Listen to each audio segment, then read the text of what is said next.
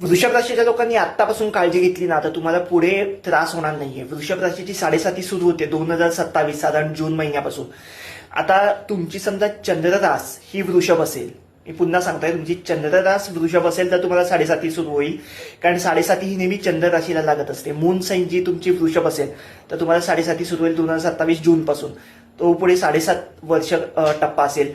आता तुमच्या कुंडलीमध्ये वृषभ रास ही कुठल्या स्थानी आहे त्याच्यावर बऱ्याच गोष्टी अवलंबून आहेत. त्याच्यावर अवलंबून आहे की तुम्हाला पहिला 7.5चा पहिला टप्पा कसा जाईल, पहिली 2.5 वर्ष कशी जातील. पण आपण एक ढोबळमानाने पकडूया की तुमची लग्न रास आणि चंद्ररास एकच आहे, तर जो पहिला टप्पा असेल म्हणजे मेष राशीमध्ये शनिदेव जातील तेव्हा तुम्हाला 7.5 सुरू होईल.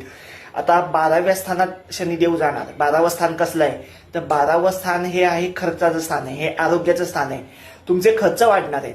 तुम्ही जे आता समजा अनावश्यक खर्च असतील ना तुमचे, मौज मजा करताय, हॉटेलला जाताय, पार्टी करताय, तर हे खर्च थोडंसं नियंत्रणात ठेवा. जास्तीत जास्त गुंतवणूक, इन्व्हेस्टमेंट करा, पैसा वाचवून ठेवा, कारण तुमचे खर्च वाढणार आहेत. मी पुन्हा पुन्हा सांगतोय. मग तो आता खर्च कुठल्याही कारणासाठी असेल, तुमच्या आरोग्यावर असेल किंवा घरात एखादी वस्तू तुम्ही घेतली त्याच्यावर असेल, संतती योग समजा असेल त्याच्यावर असेल, किंवा लग्न कार्य असेल घरात त्याच्यात असेल, कुठल्या कारणासाठी बरीच कारणं असतात, पण तुमचे खर्च नक्कीच वाढणार आहेत.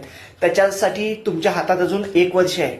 जर तुम्ही आत्तापासून इन्व्हेस्टमेंट सुरू केली, पैसे गुंतवायला सुरुवात केली, पैसे सेव्हिंग करायला सुरुवात केलीत ना, तर जेव्हा 7.5चा टप्पा सुरू होईल तेव्हा तुम्हाला फारसा त्रास होणार नाहीये.